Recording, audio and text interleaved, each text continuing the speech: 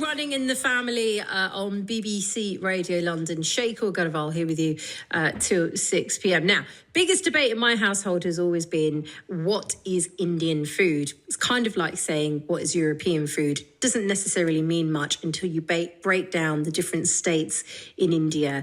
I, as you know, am from North India, from Punjab specifically, but growing up, we used to travel a lot of North India and the neighbouring regions such as Shimla and Darjeeling. And there is one particular food that a lot of people are not aware of, but it's become more popular here in the UK, and that is Indo-Chinese food. So exactly, Indian Chinese food is hugely popular in North India. And Dalchini was the first ever Indo-Chinese restaurant here in the UK.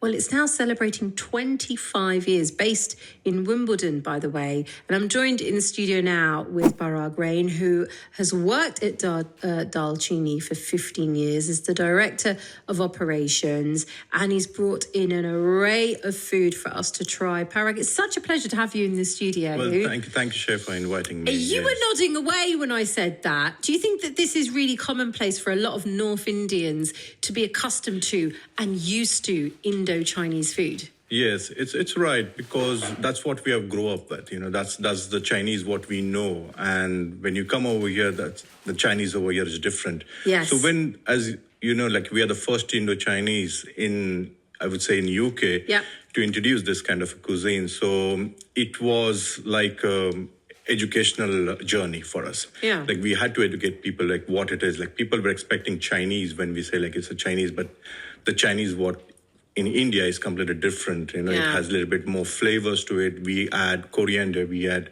Indian flavors to it. It's a mix, yes. Right? So it's basically to suit the Indian palate. Exactly. Yes. And of course, India and China, they're neighbouring countries. They're neighbours. Exactly. And I remember travelling in Shimla, North India, and seeing a large Tibetan community, large Nepalese community, and Chinese community. Yes, that's true. And so it's no surprise, therefore, that the cuisines have kind of mixed into this amazing, I mean, if you want to call it genre of food, Indo-Chinese, whereby you take ingredients and particular products from China and you mix it with India. One of my favourites is paneer noodles, which whenever I would say that here, people would look at me like, what do you mean paneer in Chinese noodles? But it's still the best thing ever. I love it. Yes. Like we do pepper chili paneer, which is one of the most popular starter we Not do. Surprised.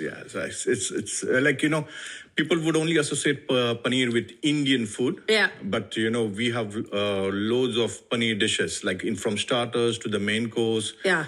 To everywhere. It's like, as you said, like, you know, paneer noodles. We add paneer in everything. Like, you know, it's like second to, it's a protein, basically. If you're a vegetarian. I've grown up on paneer, Parag. That's what I have it pretty much every other day. I've taken a big bite of your rice. What rice is this that you've got? This is burnt ginger rice. It's one of our signature rice dishes. Beautiful ginger. Yes. And it's a very simple dish.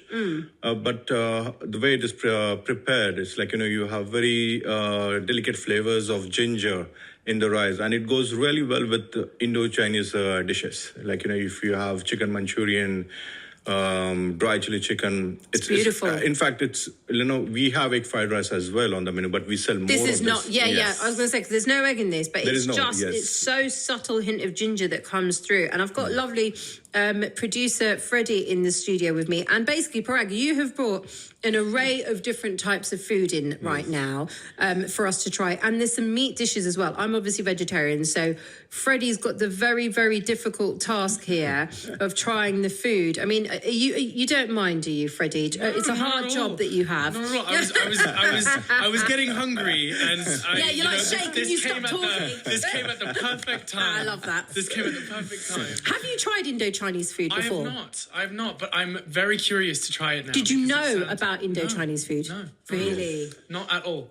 I knew that they shared a border, and I figured there would be some kind of crossover. Sure. But a cuisine, not at all. In and of itself, it's quite something. So, Freddie's going to take some big bites, I'm sure, in a lot of the food. Whilst Freddie tries the food, can you just tell us what he's trying then, Parag? Of course, yeah. Well, so you have picked up that's prawn pimento, which is a very dish associated with Dalchini. So we have developed this dish, and it's only available in Dalchini.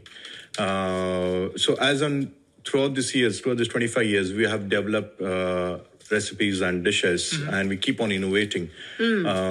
So that's one of the dish. Is it spicy? It's I would say it's medium spicy. Okay, I love spice. So yes, I'm ready for it. Perfect. So it's a mix between like Szechuan's flavors and ginger flavors.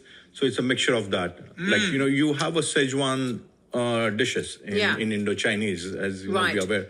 Those are like all out spicy. Like, it's fiery spice. Yeah. This is blow your tongue off spice. This is a really nice level of spice. It's not too hot. Manageable. Yes, and it's very manageable. Yes. Yeah. What's your thoughts? First time trying Indo-Chinese food? This is stunning. This is so good. Oh my God. I'm going back for more.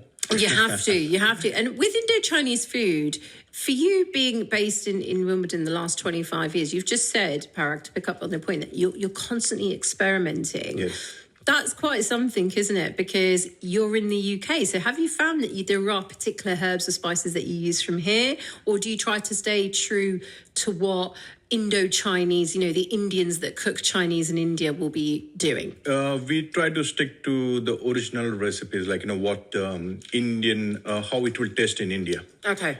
Because that's what we want to give the experience to the people over here. Like, sometimes I know Indian restaurants, they manipulate the flavors to suit the UK palate. But we look at the vindaloo. That's like as British as it gets. So you don't get that in India. Chicken tikka masala. Like if you go in India, it's spicy. Exactly. Yeah. And over here, it's like you can easily have it. Like you can pass it on as a korma also.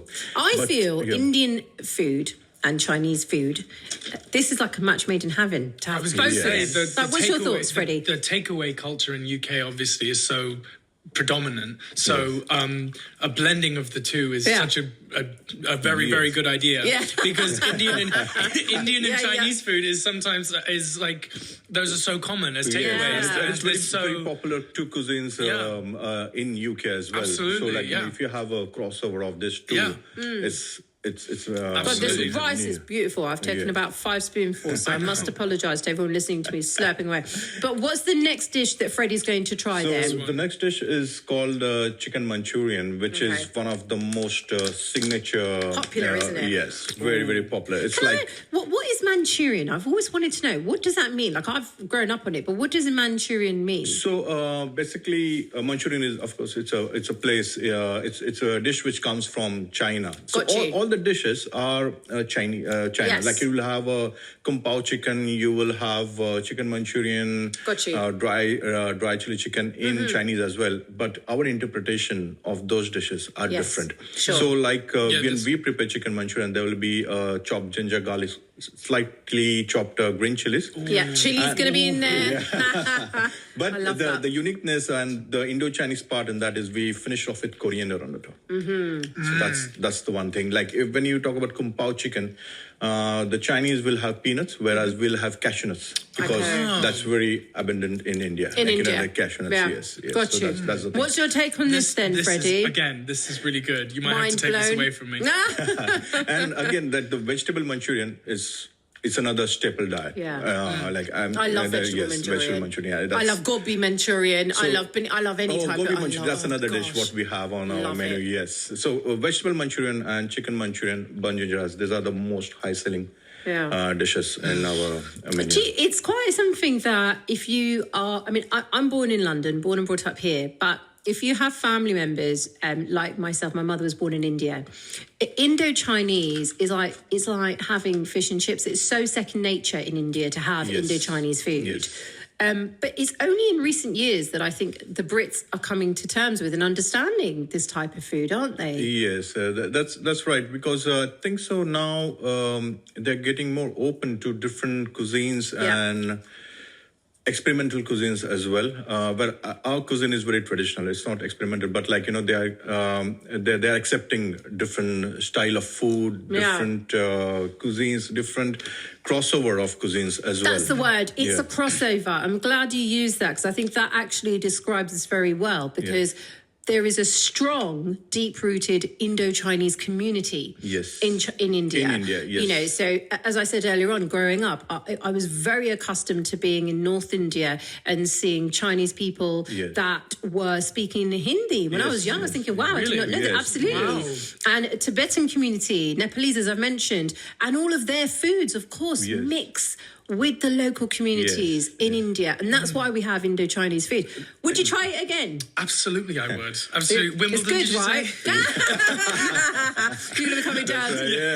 You're always it's very close. Yeah, it's in London, so it's not very far. And the best thing is we are right opposite Wimbledon Park Tube Station. Nice. Amazing. Yes. So once you Right get there. down, that's very, very convenient to travel. So would you say then, Parag, for the Indian community, when Dalchini opened up 25 years ago, I mean, must have been so hugely popular because I must have been waiting for some Indo-Chinese food here in London. Like people used to travel from Newcastle, Portsmouth. Really? Yes, just for this food, because this was the only restaurant which was catering to this cuisine. Yeah. And being Indians, you miss this cuisine. If you don't have anything over here, you have Indian restaurants, you But cook it's Indian different. food at home. Yeah. But something like this to cook at home is slightly difficult. You need a lot of ingredients. Yeah. So when we opened, it was hugely popular. There used to be queues outside our restaurant. Wow. So, as I said, people should travel distance to visit us and to experience this cuisine. And the thing is, you've 25 years in. I mean, that's firstly huge congratulations. It's so hard to keep a restaurant open. If you look at rising costs, taxes, cost of living, even COVID, and how that's impacted true. restaurants Exactly. across London and the country. Yes. But you've been so consistent in 25 years. Yes. How is Dalchini celebrating then? How is everyone feeling about this huge accomplishment? Yes, firstly, thanks to all of our patrons and regulars who are coming, Yes. and there is a very strong community around our restaurant. So that's one thing. But so we thought of celebrating in a huge ways. We have opened a new speakeasy bar. Wow. Yes, which is Love in our it. basement. So alcohol with Indo-Chinese food. Is that- That sounds like a perfect evening. Exactly. Match made in heaven, actually. Yeah, so and again it's based on Indus mythology. Okay. So that's the only speakeasy bar which it's first ever who has done this thing, and it's the only speakeasy bar in Wimbledon. So that's something we wanted to offer to the community, because most of the speakeasies are in Central. Yeah. So which was not existing over there. So we always want to do something for the to give back to the community. So that's what we thought, we'll open this thing so people don't have to travel. They can just come and relax in the It's bar amazing. and then enjoy the Indo-Chinese upstairs. And I also noticed that you've launched an Indo-Chinese afternoon tea. I mean, that sounds amazing. What's next? Exactly. But what we have, you're not going to have scones, are you, or scones? No, it's a blend between British afternoon tea and Indo-Chinese flavors. So we got chili garlic paneer. Oh, nice. Yes, that's completely new. That's the innovation what we have done. Congratulations. Yes, Can't wait to try that. Yes, as I said, you always welcome Thank to you. try it.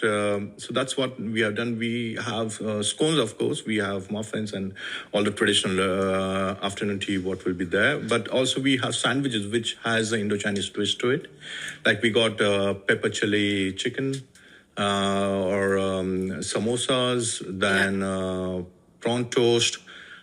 Which is not usually found in afternoon tea. Yes. Yeah. So that's what we got. Aloo matar samosa.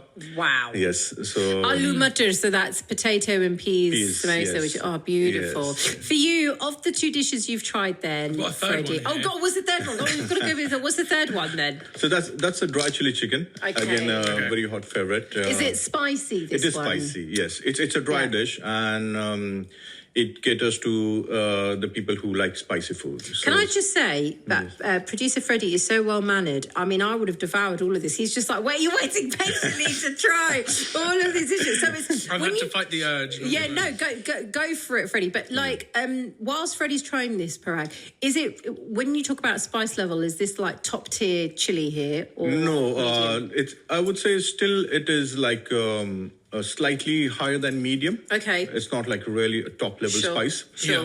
This is hotter than the first dish. Yes, Yeah. yes. Is it yes. manageable though, Freddie? Yeah, of course it is. Okay, Of course Shane. it is. I don't know what you're talking about. As he starts coughing away, bless him. Of the 3 dishes that you've tried, Freddie, which one struck you the most? Because the flavours, the combinations between Indian cuisine, Chinese cuisine, they are very intricate. So is there any one that's really stood out for you? I'd say the second one I tried, this one. The Manchurian. The Manchurian. Manchurian. That Yeah, one was really good. Yes. There was like a freshness to it as well. It was like really...